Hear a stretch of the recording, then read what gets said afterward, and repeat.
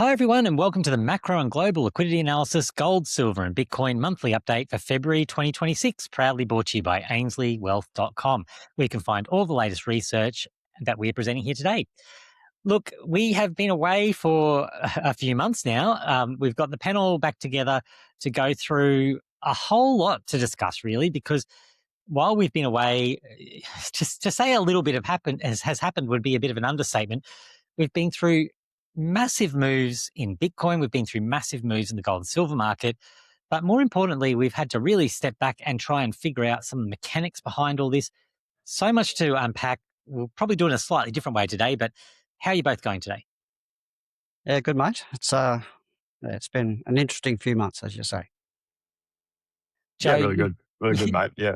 You and I, we just have had so many deep discussions over this period of time. It's going to be interesting to see how much we can synthesize into this format. But really, I think what we want to approach a little bit differently, we just have to have a discussion and go down a few rabbit holes here because there's been so much going on. So for people who've been watching this in the past, we might vary a little bit from how the structure that we've used, but we're still following the same sort of underlying flow and going through the things that we consider important and addressing them. So I've still got some slides to present, but I might chop around a little bit more. So if you enjoy that more, let us know in the feedback below. I think people will actually find that possibly a little bit more useful.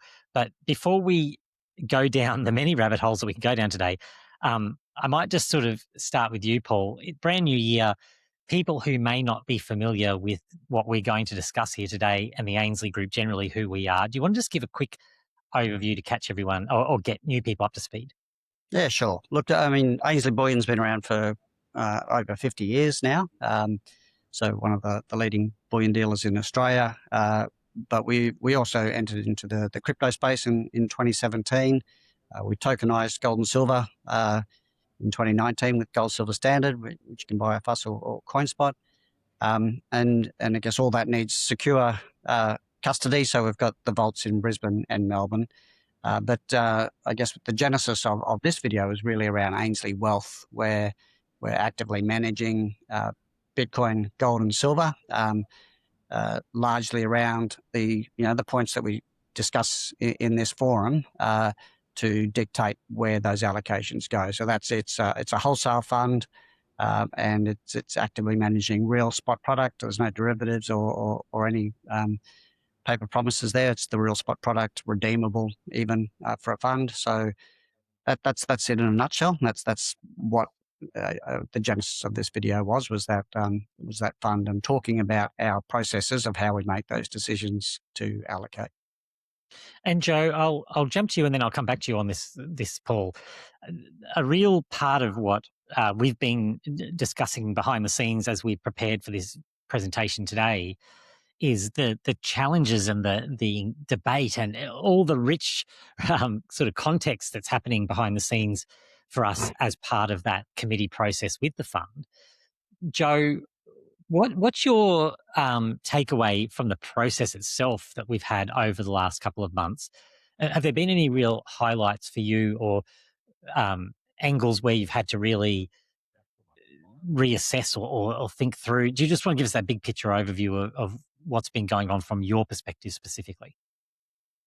Yeah, so I think the only thing that is certain to happen is that markets are constantly evolving, right? So I think from our perspective in our own framework, the global liquidity and then following the GLI and its momentum has actually worked flawlessly in terms of that being an indicator for where we are in the macro cycle, particularly with Bitcoin itself, right? So we were at the end of last year getting a bit dubious on where we thought the global liquidity was heading, and Bitcoin being an ultra sensitive asset to global liquidity is obviously reacting to where we thought Bitcoin was going to go. In terms of the rest of our framework and where growth and inflation is currently and where that lets us sort of figure out where we are in the entire global macro cycle, whether it be early, middle, late or bust, we've had many discussions around that. And it's around whether or not growth and inflation are an as important factor as it once was in previous cycles. So obviously we'll go through some charts and we'll no doubt have some discussions on that. And yeah, we can point out where we think things have changed and why we think they have changed. It's fair to say too. and we followed we have followed the structure in this format for a while now, where we're really looking at those three tiers, right? So we had that global liquidity tier, we had the macro cycle tier, and then technical analysis. And what we've spoken at length about over the last couple of months is that the first and the third nailed it. Like we called the top in the liquidity in October, and importantly the index, so it's the momentum.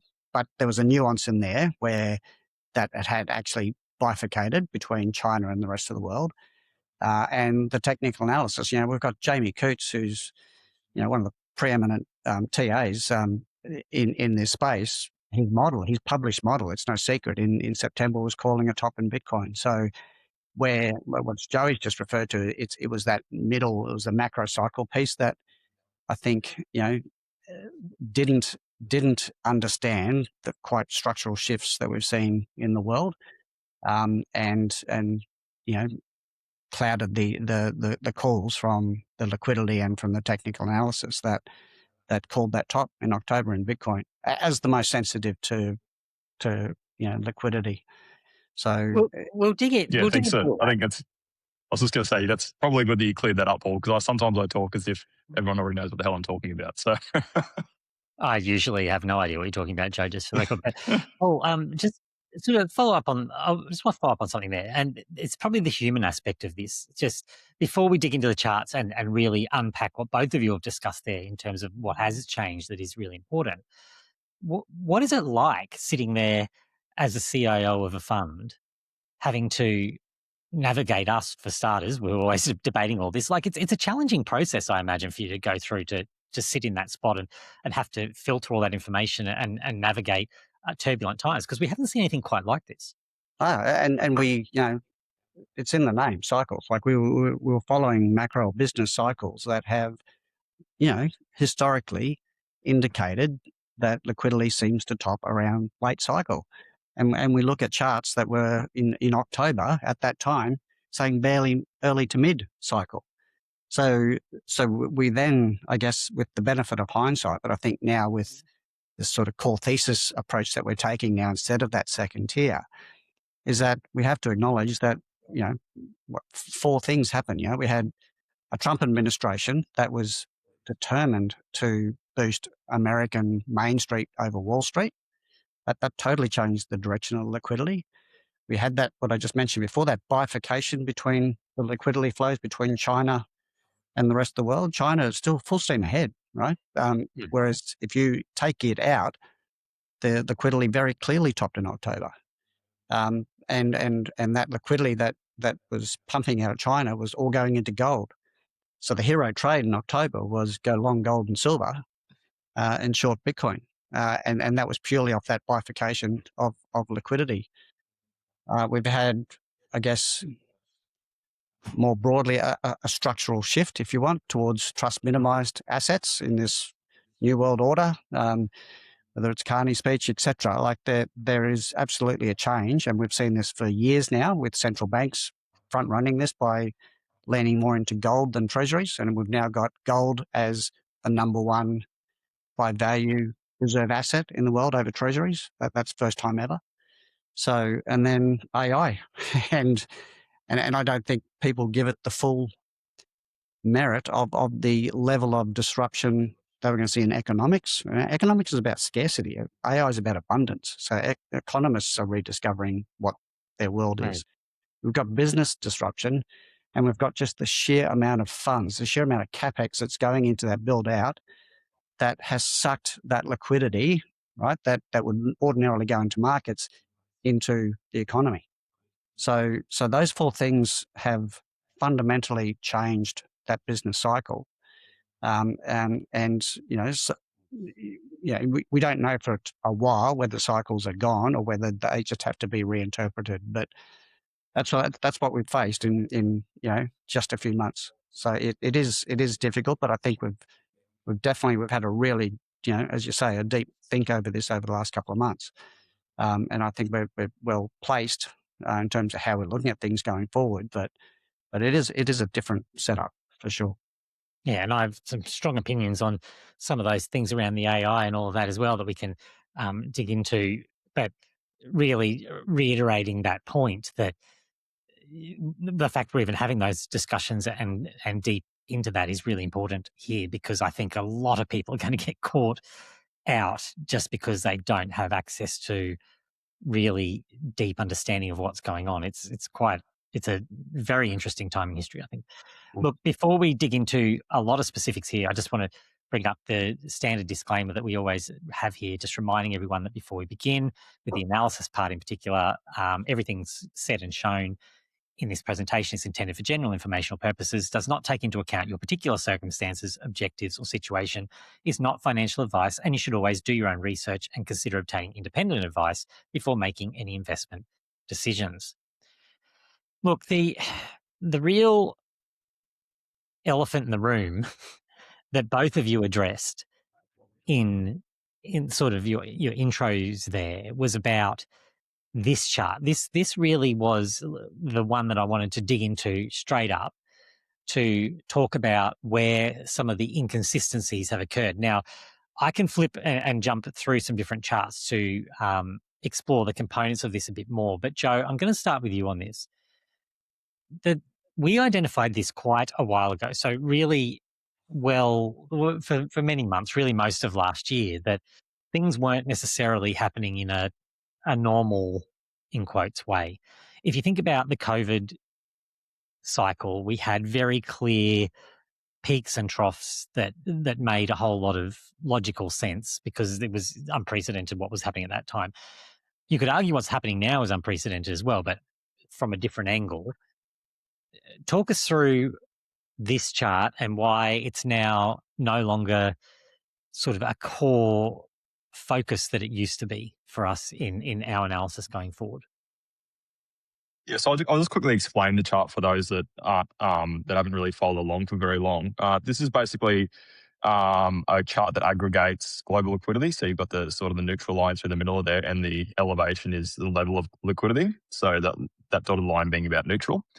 And then you've got the different coloured dots, which indicate where we are in the macro cycle in terms of growth, which is a combination of growth and inflation. So you can see after COVID, we've come from quite a high point, mid-cycle off to the left of that chart. And then we slowly, as global liquidity fell, growth and inflation also fell to the point where it was basically bust.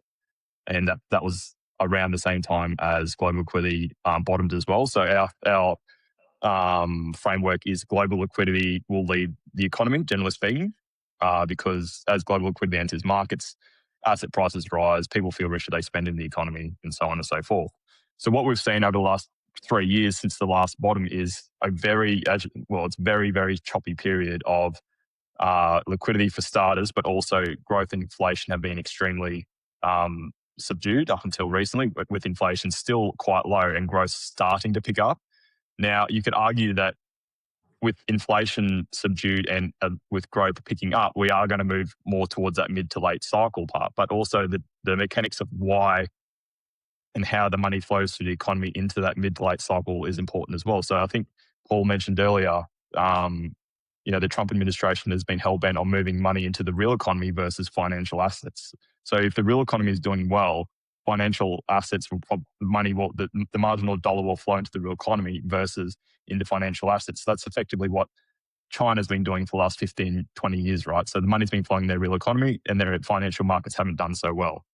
Now we're starting to see a little bit of that in the US as well, where if the marginal dollar is flowing into flowing into the real economy, assets are not going to perform well, particularly with global liquidity turning over. So a lot of our debate has been around, the business cycle itself as our second level of framework below global liquidity hasn't been as reliable as it historically has.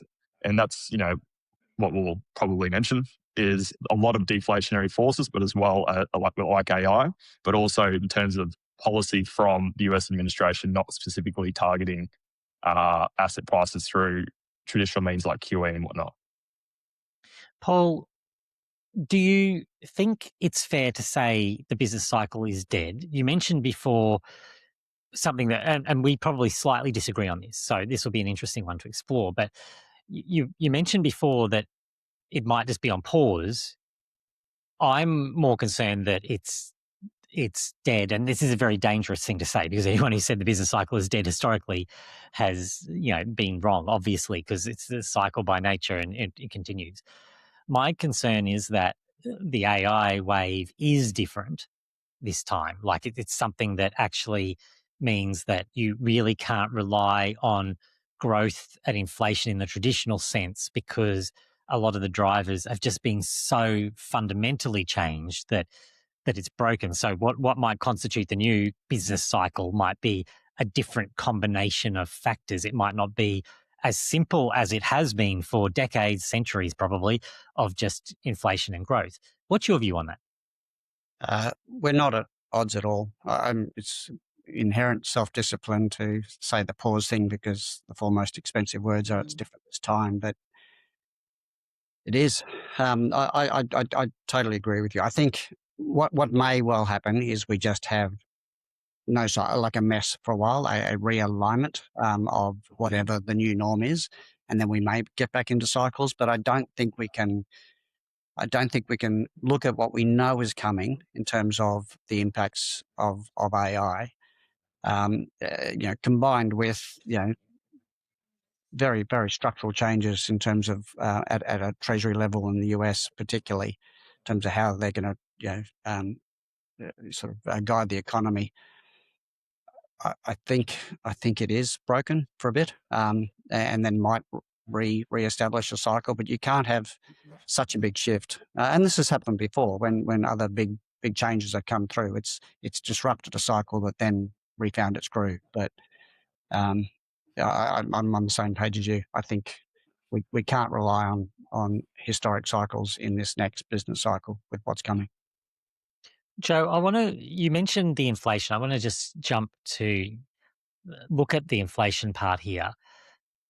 These numbers won't make sense to a lot of people when they consider things like the tariffs and debates that we had a year ago now, really, over the potential risks that introduced. I mean, I know at that point I was very much on the, this is going to result in higher inflation. You were very much on it will get absorbed. I think you were right in how it ended up, but probably right for the wrong reasons, I would argue, because a lot of what we're seeing now. Of course you would argue that. Of course I would argue that, and I'll argue that every day. Nearly had a win, Joe. Nearly. Yeah, I'll give him a half. Stop the recording. But what's interesting to me now is if you look at what happened to IBM earlier in the week, right? You had technology, you had Claude come out and say that they could effectively refactor COBOL, right? Which is the language that's used when you go to your ATM, the old IBM specialist knowledge stuff that only a handful of people know how to code. That can now be revitalized by someone sitting there and vibe coding. That was a protected moat. And what happened to the IBM price? It just plummeted, like fell off a cliff. You were looking at that. Yep. That to me is what is going to be driving more of this story than the traditional metrics. So you're sort of seeing that unfold in real time, where the inflation is going to struggle, or maybe I'm saying that wrong. Inflation in certain sections of the economy is going to struggle. Inflation might be rampant in other sections of the economy, but it's not a unified picture anymore.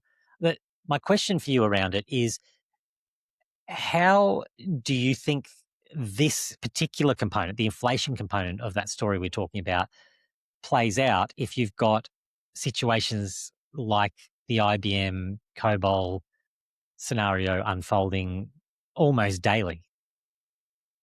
Yeah, so it's been interesting because over the last 15 to 20 years, it was the blue collar workers who suffered under the under the trade agreements with China, because a lot of manufacturing went offshore, right? And now we're actually seeing the other side of that with the white collar workers who are effectively, or not even necessarily white collar workers, but not all of them, but particularly the ones in the tech sector, potentially moving into lawyers, accountants, and whatnot, being disrupted in terms of this AI technology, because the AI is just so much more efficient at actually doing the work. So back to your point on inflation, everyone's basket is different. So You know, this may be reflective of some people's inflation basket, or it might not be. But at the end of the day, this is what they measure and this is how they do it, right? So at the end of the day, inflation is supply and demand, right? And if we're seeing a lot of job losses or more efficiency growing in certain sectors within the economy, then that is going to drive inflation down. And I think based on what we've spoken about, where we think something may be broken or certainly changed going forward, the way that we're using AI and that Paul uses it and you use it and the people that we know use it, it's the efficiency gains are massive. So if all of a sudden you don't need to hire 2 or 3 people to do the same job, then that's 2 or 3 people that find their way out of the working economy and end up on some sort of government social program. Now that's a big call, but over time that's what's going to happen. And if you don't actually have productivity from humans who are willing to spend into the economy, that reduces demand, which drives inflation lower, which is effectively deflation. So when we talk about that macro indicator being growth and inflation, if inflation struggles to get its head above that 2 or 3%, then we're actually never going to move into that late cycle. I'm not saying that's never going to happen, but it's going to be more difficult than it historically has been. Yeah, the late cycle by that definition, and that's a really good point. And Paul, the flip side of that, the growth, to me is the same story unfolding here, because if you look at this chart, growth is absolutely rocketing off. Now, traditionally, so if Joe's just said, well, is it just explain why the inflation part of our metric is broken? The growth part is also broken because this chart will say it's all off to the races, but traditionally that means a lot of employment. And what we're seeing logically unfolding now is the opposite of that, is very much constraints on employment, because it's not necessarily creating new human jobs. It's combining, it might be creating a lot more productivity and a lot more robot jobs in this process, but it's not really creating human jobs, which were core. Is that the break that we're seeing in this half of the equation? Yeah, I think so. And on the inflation piece too, we've got to remember there's a lot of stuff that has to be mined or produced or whatever to feed this as well. So I'm not completely dismissing inflation, because there will be, we're arguably about to go into a commodities boom cycle, right? Because of just all the minerals, et cetera, that have to be mined to feed this animal.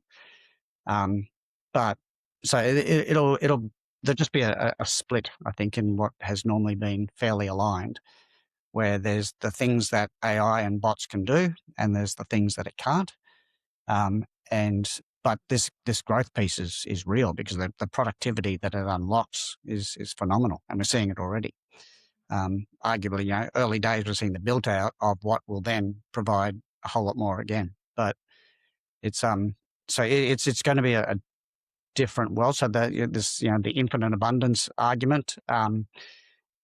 There'll be infinite abundance in some things, and then there's just some physically. And that's the beauty of the sort of assets that we invest in, is they are either scarce or difficult to mine, and that can't be changed.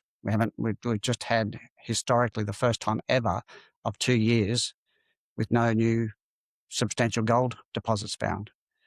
So I think we're just going to have, And that's a slow-moving beast. I mean, we'll come back and talk about gold and silver shortly, but it's a slow-moving beast to even move from finding one to extracting. And that doesn't really matter how much technology you have, because a lot of that is regulatory.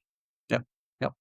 Like you so know, it'll just be, there'll be infinite abundance that will probably dominate in terms of that inflation piece, but there's just going to be some scarcity that will be sticky. Okay, well, we've spent a bit of time there really looking at what wasn't working, what was broken. Joe, right at the start, you highlighted what was working was the global liquidity piece. Now, this chart here we've shown before, and I sort of wanted to bring it up again today to highlight that it was pretty much exactly on the money for when Bitcoin peaked, if you were to strip out China. And this, the argument people make is, well, you're being very selective there, like to say the advanced economies, you've removed China. But the reality is, we were saying this, and we went back and fact checked ourselves on this. We've been saying that for over 12 months, that this was important to consider them separately. It was actually into 2024 even. Talk us through that. Yes, this goes back to what I was saying initially with money flowing into real economies versus financial markets. So China over the last 20 years have had a booming economy and they've had terrible performing stock markets, right? Whereas the US, the economy's basically flatline, growing at a couple of percent, but booming stock market because money will always go to where it's treated best. So this chart is basically an indication of everywhere, like basically the West, so plus Japan, minus China, because China was still pumping a lot of liquidity in. But historically, that money has found its way into the real economy. And the US stock market generally does poorly when this turns down because it finds its way into, not into the real economy, but into financial markets. Sorry, if that makes sense. But yeah, you actually fact checked me because I said it was probably the start of last year. It was actually 2024 that you brought this up. And yeah, it just comes back to that original argument that was said at the very start of the podcast. The money is always going to go to where it is treated best. So excluding China in this scenario and only including the Western economies is what made sense because that's what's driving asset prices. So if we dig into that a little bit more, Paul, and look at you love to keep sort of bringing this up. It's the choppy, messy one versus the easy to read one is how we often refer to it. And this isn't new. Like we haven't been saying that just recently either. This has been more than 12 months of saying this cycle is being really difficult. Yeah, it has. And COVID was perfect, right? It was coordinated. It was extreme. It coincided with inflation that wasn't even demand driven. It was more supply driven. But you look to the left, and that last cycle that was choppy. It was QE 1, 2, 3. Operation Twist. There was a new driver every couple of years that just made it not a smooth cycle. And we've arguably had the same this cycle for different reasons, be that just the sheer amount of debt on central banks' balance sheets they've been trying to unwind, and tariffs and this new world order. There's been a number of things thrown at this cycle as well that have made it as well hard to read.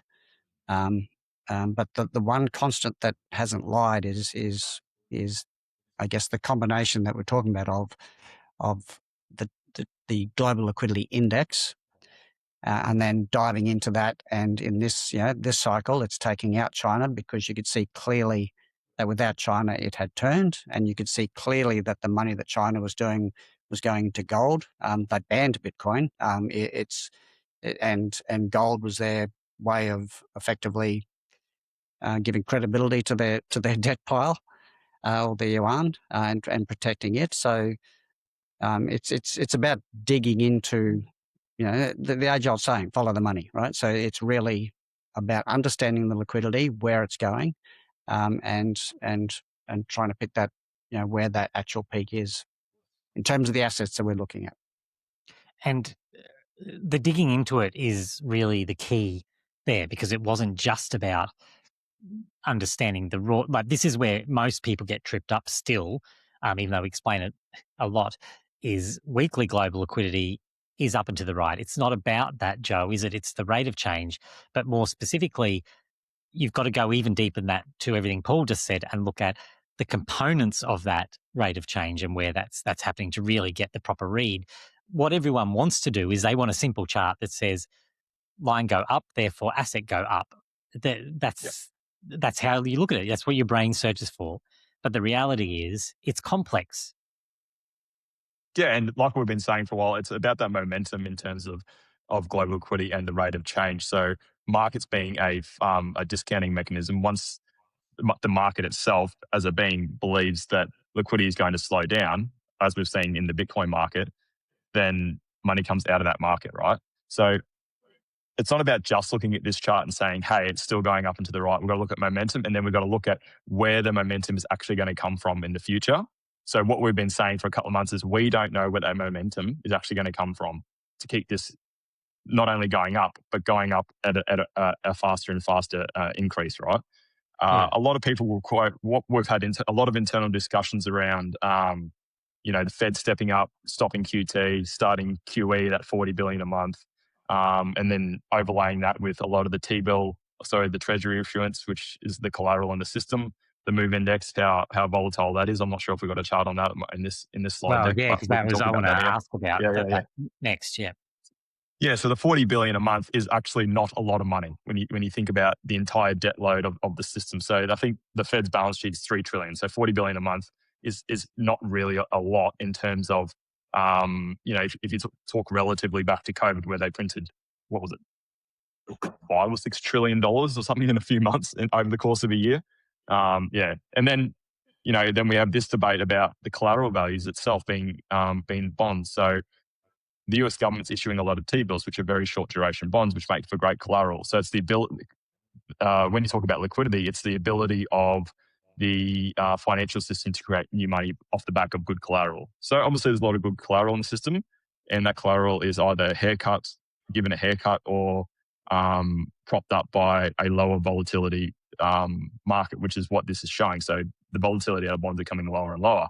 Now, when people look at that and go, well, now's a good time to get risk on. Well, not necessarily, because if it's already pushing towards the lows, you have to expect that at some point it reverts to the mean, which is bad for collateral values and bad for the financial system in terms of taking risk. I mean, this is getting really into the weeds on some of this stuff, but it doesn't make any sense to me. Paul, I'm very curious for your perspective on this as well, that you think about this, the magnitude of stuff that has happened in the last couple of months across markets, across geopolitics, all of it together.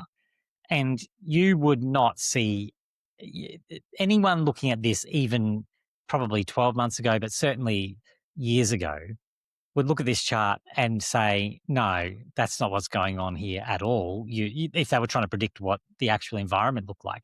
This makes very little sense until you get right there in the weeds. It makes no sense to me at all, this chart. And I think Joe's point, I mean, it makes sense because I think it's highly manipulated in terms of how the issuance is going. But it makes no sense to me at all that it can sustain this way. And I think when a break comes, it's going to be spectacular. Yeah, because, as Joey mentioned, part of this Goldilocks chart is that reserve management purchase. The Fed is, we know, I guess, now that we've got two types of QE, right? We've got the QE that we saw post GFC that was just straight into markets. We never really got inflation in Main Street, but Wall Street just was off into the races. And the change now has been the Trump administration leaning heavily into Treasury QE and even Yellen beforehand.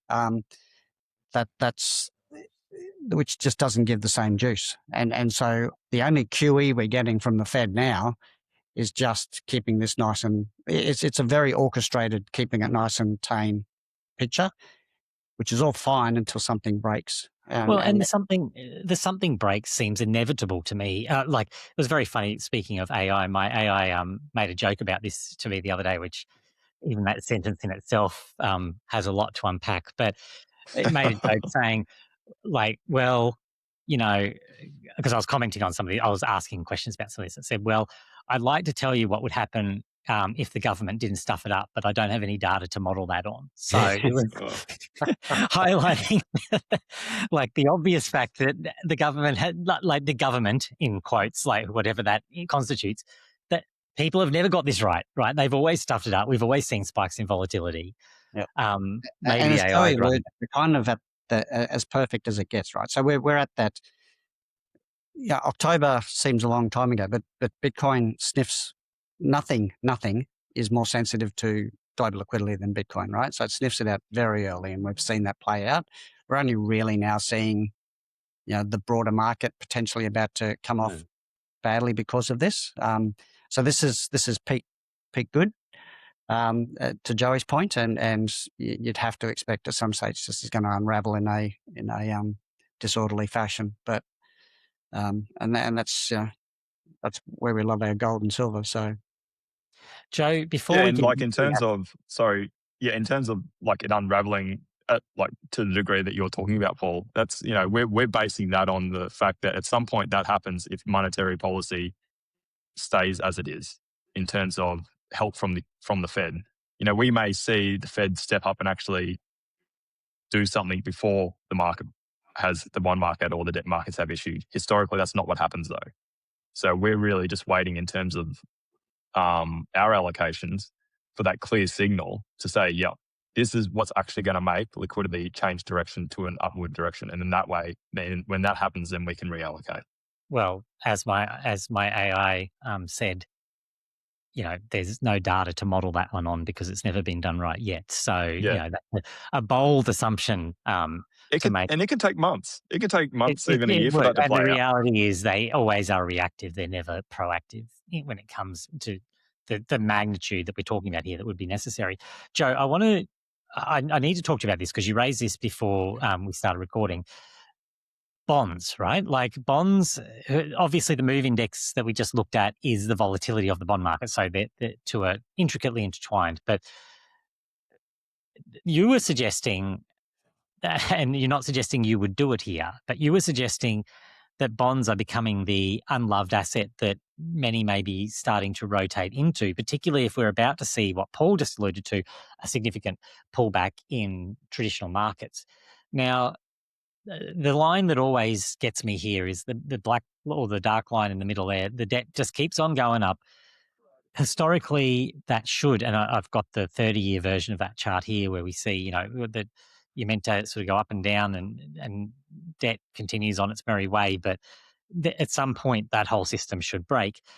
You're arguing that it's probably not going to break this time around. And in fact, we could see still significant quantities of or significant funds flowing in that direction. Talk us through your bond thinking at the moment.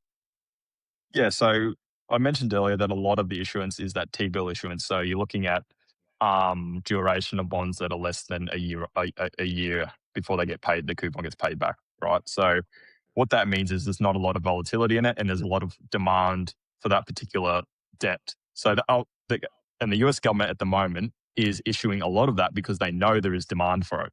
And what that also does is at the same time, it starves the longer end of the curve, which is your 30, your 20, and your 10-year. There's still a little bit of 10-year being issued in that. And there are these longer ones being issued as well, but not in the size that the government would like to issue because as you can see, the yields on these longer term bonds are much, much higher, right? So they don't really want to be issuing debt at 5 or 4.5%, 5% when they can issue short-term debt, which they know will get eaten up at 3.4%. So that's a lot of that manipulation that you were referring to, while at the same time, you've got the US government issuing short-term debt, taking that cash and going and buying long-term debt.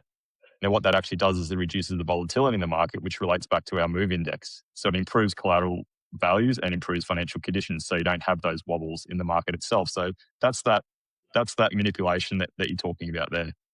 On buying bonds, I personally wouldn't buy bonds at any point just because I'm young enough to not need bonds. So, maybe if you're a bit older and you need sort of a guaranteed cash flow, you might look into it. But based on where we are in the liquidity cycle, generally speaking, as the liquidity cycle starts to accelerate its downward trajectory and bottoms, that's generally where bonds would perform the best. I guess the other argument doing the rounds too is the deflationary forces that AI is bringing on and the likely government response to that would make bonds attractive. Yeah, and you look at the deficits that the US are running, right? And I know that that black line is going up and to the right, but the deficits are huge, and you wouldn't think, 5 years ago before COVID, if we were at $38 trillion in debt, that the bond market wouldn't have exploded by now. But that's the power of manipulating the curve, right? So there's obviously still some demand for those bonds, particularly at the short end. And the irony of that black line is it needs inflation, right? Absolutely. The only way of getting that black line under control is inflation. Well, if the overriding force is deflation, the government will, as they always have, right, throw money at it to try and stop that deflation because it just makes that debt even bigger problem. So I think there's a pretty solid argument for bonds at the moment just on that deflation piece. But then, and probably enough at the margin that that it works, but you've still got, back to our core thesis of a world moving to trust minimized assets. Well, a trader is very much trusting the US and that they're either good for it, not going to weaponize it, or in other way hurt you for investing in it. So, but I think there's enough at the margin that I think it's probably a good bet. It's just a trade, right? That's how you'd only be looking at. If you're going to buy bonds, it'd be a trade, because over the long term, that monetary inflation is probably 8 to 10%. And if you're only getting 4.5%, that's not really a good deal. Then you got other assets like proper hard assets that we invest in, which over a long term, well and truly outperform that 5%, if not more than 10% per annum. You don't really want to be holding bonds. Well, and I worry about the risk that Paul and I were talking about before, that there is this explosion in volatility at some point, and it's going to wipe a lot of people out who are playing that trade, thinking they're being very clever and making whatever percent, and it just wipes them out. To me, it's an asymmetric risk that you're taking when you spend too much time in the bond market. But maybe I'm just too much of a Bitcoin maxi. Speaking of which, we'll start looking at the assets, because we do need to head towards a wrap up on this. But Joe, I'll start with you. Bitcoin, what's going on? Well, I think it's a lot about what we've already spoken about, with Bitcoin being the most liquidity sensitive asset. Now, obviously, Bitcoin is forward looking. Most markets are forward looking. You look at the Nasdaq and the S&P; they've reached new highs and they've pulled back, and they're sort of just chopping around. It would not surprise me if we get a significant turn in liquidity and risk assets like the S&P and Nasdaq follow suit. Do you think Bitcoin. you think there is a scenario that, because I'm starting to lean towards this scenario, and a lot of people think I'm a bit crazy. I did actually get the AI to certify, and I showed Paul these results. I'm only actually 10% delusional according to the AI. So, mind you, I was questioning the AI about whether I was delusional about AI, but I'm going to take 10% as a win. It's clinically sane. But part of my argument here is, if what you just said is true and Bitcoin is leading, and it's sort of what Paul said before as well, it is the most sensitive to global liquidity. If we are well into this response back, is it possible that Bitcoin's already done the move to the downside, and that you start to see stabilization even as you see the Nasdaq and traditional markets roll over? Because a lot of people are arguing, and it's always the peak bearishness. You look at some of those metrics. If everyone's so negative, they're always so negative at the bottom. Do you think that there is a possibility that Bitcoin actually gets a bid on the safety trade here? Because as the other markets go, it goes, I've already told you that. Now I'm in the building on what happens on the other side of this trade. Am I delusional? Am I more than 10% delusional? 10% I'll accept. I think it depends on how orderly any drawdown in the other markets are. If you get absolute chaos, particularly in the debt market, and you get the S&P down 5% in the day and the Nasdaq down 7 or 8, Bitcoin's probably not skyrocketing in that scenario. I think if you get a slow grind down and the market starts to notice it, and you get a reallocation away from those risk assets into BTC, then absolutely, I think that could happen.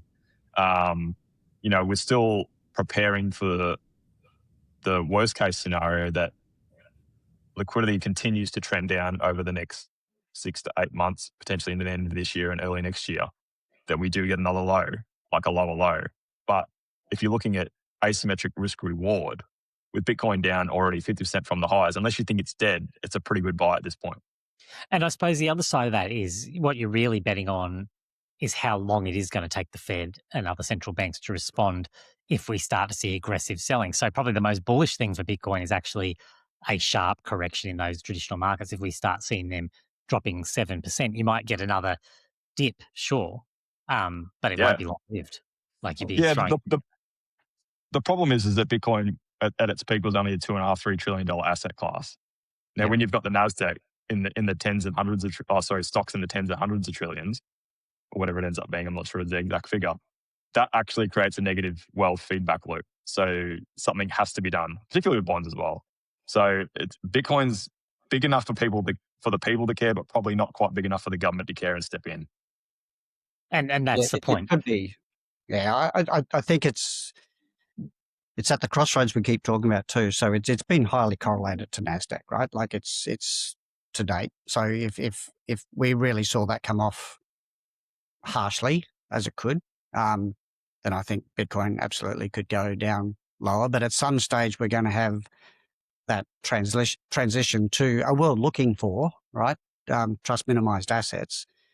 Well, Bitcoin's effectively a stateless, trust minimized asset that's perfectly scarce. It's just got to grab that bid like gold does. But don't forget, gold falls when share markets. If there's a whole liquidity event when people have got margin calls and all sorts of things, then everything can get sucked down. It's the response. And if that happens and we do see, a Fed QE come back, then back up the truck. I think. And that's probably my point on this chart in particular, is that we could be closer to that. Like, that would be the risk, is you would certainly not be getting bearish here, because the more bearish you get down here, the more likely you are to miss that opportunity. And it could just sort of bounce sideways even as the rest of the market is playing catch up in the risk off trade. The psychology is fascinating to watch, because if you'd asked someone in October if they could get Bitcoin at $65,000, they would have probably chewed your arm off. And now they don't want to. Now it's there. No one really wants to touch it. So, it's in markets, right? In their mind, it's markets, that man. was several years ago. It wasn't several years ago. It was not even several months ago. It was quite recent history. And it's dead, and quantum's going to kill it, and gold's going to take all its money out of Bitcoin forever. I did share. I did share a funny meme with you, Joe. On it was people blindly not caring that they have a 4-digit PIN on their bank account, but they care about a 256-digit PIN on their Bitcoin wallet. It's all gonna? I've got to sell it. It's all gonna lose it. So it's okay. Yeah, psychology in play there. Look, always a story with each dip, right? So it's nature. Yeah. Look, Paul, I have to pivot to gold and silver, because what a story that has been unfolding and played out between the last video and now, like nothing we've ever seen before, I think I'm confident to say that. Certainly not in our lifetimes. The order of magnitude of the moves, the just order of magnitude of the business from the store perspective, like you can speak to this quite directly. It's been unlike anything we've seen. Absolutely. It's and we've always talked about gold having those two hats of it is actually beautifully correlated when liquidity is strong, but it's also beautifully correlated when things get shaky. So and we've seen that play out, I think. And then we can't underplay the scale of what China has contributed to that with, they injected $1 trillion in 2025 and probably another $1 trillion this year. Like a lot of that finds its way to gold. That's a hell of a lot of support on top of all the central banks and retail as well. So, and then, but the retail demand, and I think it's interesting because we get to ground truth, I guess, real humans in the stores, and there's just a growing realization amongst people that scarcity in this new world is got value, and hard assets without counterparty risk have got value. So I think Joe talks about the small Bitcoin market cap. Gold's is still relatively small, and certainly private ownership is minute. So it doesn't take much of a turn for that to play out. So it's been extraordinary in terms of business. And on that, just on that bearer asset part that you're talking about there, Paul, I think a lot of people are seeing changes in regulatory, like particularly when you look at things like housing, right, where it is a bearer asset to an extent, but you don't really own it at the end of the day. They're talking about changing the CGT rules for property investors and whatnot. We had one of the a former treasurer of the government come out and say, well, we should completely scrap it, the 50% CGT. So what does that do for all those people that hold their wealth in housing? You know what I mean? Like they can't. All the right? It's just one thing after another. So gold, silver, Bitcoin all make sense to me. I know that we've seen And you mentioned it before, Paul, like we're not seeing new deposits. So there is a genuine supply issue when it comes to gold as well, when you've had this huge demand. But the story really that we have to talk about is silver. A lot of people have been holding silver for a very long time, arguing exactly what has played out would play out. They were proven 100% correct for 100% of the reasons that they said it would play out. I wonder how much of this, particularly with the recent price action where we've had pullbacks, but they are finding support higher than I would have anticipated. I spoke to someone this morning who was suggesting that, well, no, it'll continue on its pullback now, it's all done. But the supply there hasn't been solved. And when you integrate that with the AI story and just the sheer usage of the metal as well, I'm not sure this story's over yet, despite the fact that we've seen what would historically be the blow-off top phase. You would be expecting 7 years of bad luck now, right? Yeah, and you got to zoom out a bit. It's I guess there's a couple of things. So we've been through squeezes, silver squeezes before, and we've not struggled too much and not paid ridiculously high premiums to get the silver amongst that madness, right? But this time we absolutely have had to pay stupid premiums to get the wholesale silver, and because it's a real shortage, and it's not, despite what the price has done, pressure hasn't eased on the COMEX, and that there's a real demand, and we've had 5 consecutive years of deficits, so that has to hit home eventually, right? And it's hit home at the same time that what is the biggest hurdle we have in the world right now? Energy, right? And we want it renewable, so that solar panels, and so silver's going into solar panels, building out all of that AI is all the needs silver for all that electronics. Throw in our new world order and people loading up on weapons. There's a lot of silver that goes into weapons. There's just a combination of a number of things where silver is a key component, at the same time that we've already had structural deficit supply, and then throw monetary on top with the gold play. It's been a perfect storm. So I'm not surprised at that it's held relatively. I'm not surprised that it had that big correction either. That's you can barely make out the difference between the silver line and the axis on the right. But it's vertical, so it had to come off a bit. But like you, it's been surprising how well it's held. And like even the solar one in particular, I've always been a little skeptical of that. You've had a lot of arguments against sort of more mass adoption of solar, but then you've got the likes of Elon talking about launching somewhat imminently data centers into space, all of that being solar powered. Obviously by definition we can't run extension cables up there just yet, but yeah, you start doing some of that. Theoretically there's unlimited demand for these resources. You could see that resource boom you talked about, and silver is still going to be the play, I think, for a lot of those.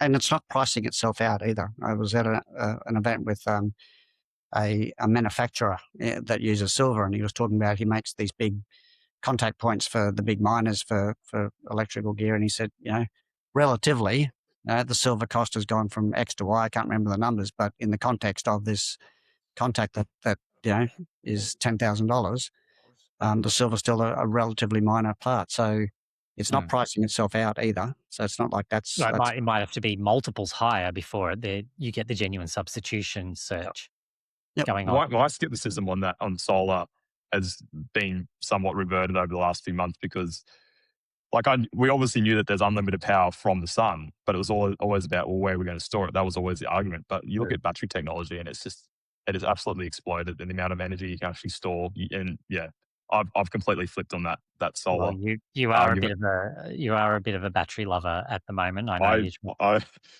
every little bit of sun. I'll leave it at that. I'm not going to go into it. But even on batteries, Samsung's announcement on silver solid state batteries, like it's silver is such a critical element in all of this that I just don't see the demand going away, nothing's changed. Well, the only thing that's changed is a bit of price correction. And I want to just sort of wrap up that part of the discussion on the gold silver ratio. It's right down towards that average, but if I had Drew on here, he'd be arguing that we might get one more spike, but then he's expecting decades potentially with that gold silver ratio down in the 30s. Now that's a big call, but kind of makes sense against the backdrop of what we just discussed. Yeah, absolutely does. It's a very long-term cycle, and it's been high for some time. It could well do it. Look, we've covered an awful lot of ground today. Catching up, we haven't been here for a couple of months, and we're back. We'll continue to get these back out monthly now that things have come down a little bit. Who knows what we're about to face in the next wave, but hopefully we've got a little bit more time so we can get together and discuss it and put out these videos. But let's wrap up. I'll sort of do the rounds and get everyone's perspective. I might start with you, Joe. What's your key takeaways? I mean, I won't necessarily hold you to a prediction for the next month, but what's the message you want to get across to people? Based on our framework, which is global liquidity, I want to reiterate that there are headwinds for risk assets going forward. Obviously, Bitcoin's already faced a lot of those headwinds, but in terms of the NASDAQ and whatnot, I would not be surprised if they follow liquidity down, since we really do not see where the next wave of global liquidity and momentum is going to come from. That could take quite a while to play out. Like, we may chop along the bottom here for a number of months, and I don't necessarily see a sharp rally up towards back into the hundreds of thousands again. So, I would set the expectations around going through that accumulation phase for a lot of this year, unless something substantially changes. So obviously, if something changes from where we see monetary policy, keep watching and we'll be happy to point it out when it does occur. Paul? I think that's beautifully put for the short term. I think I just, without sounding doomy, I think we're in for one of the hardest investing environments we've ever seen with what's coming. And I think the three assets that we talk about here with gold, silver, and Bitcoin, if that's a world of infinite abundance, if you want to go to the Elon sort of full on thing, or and the New World Order thematic, these are assets that are absolutely and utterly immutably scarce and trust minimized. They're the perfect assets for what's coming, and I think we're in for a wild ride. So it's going to be good having these regular discussions to take people and us on this journey and try and figure out how you protect your wealth in what is going to be a completely different world. Something I didn't mention before, but I'll wrap up on, because I think it pulls together some of the themes that you just said there nicely, Paul, is I did some modeling using AI, and I've seen some amazing things over the last month, and all of us on this call have, that we go, wow, this is next level. This is not, people are not ready for what some of the things that it can do. But one of the modeling that we did, a part of the modeling that we did was on that point that you just made around Elon's work, saying universal good times. So it was the sort of utopian outcome, the dystopian outcome, and the middle. And what came back from some very deep modeling on it was probably about a roughly 25% chance of the dystopian, 25% chance of the utopian, but 50% chance of the middle. And that was what the consensus across multiple models came to, that there's a high probability that we end up in the middle. And that is where it's a world where it's pretty good for people who have the right assets and not so great for people who don't. And that's probably the message that I would leave on here. It's going to be, absolutely, I agree with you, going to be a really challenging environment. You need really smart people, tech, all of it together to be able to come to the right conclusions, to make sure you're on the right side of that divide. But I don't think we're all coming together in harmony necessarily. I think it's going to be a messy ride. Even if Elon's right, even if it's a utopian outcome, I think it's going to be a messy middle. So that's probably my my take on this, and my take on why this year will be more important probably than any of the others for us to be really keeping our finger on the pulse and paying attention, and everyone joining us on that journey. All right, well, thank you so much for both of you spending the time here today. I know it's been very busy and, we take out the time we can, but thank you, Joe. Thank you, Paul. Really appreciate that. Thanks, guys. Cheers. Thanks, guys. Catch you next month. Thanks, everyone, for watching. We'll be back again, like we said, next month. If you have any questions or comments, particularly we're trying to be a little bit more flexible in how we approach these videos, leave them in the comments because we do read all those and we will incorporate your feedback. Thanks, everyone, for watching. We'll chat again soon.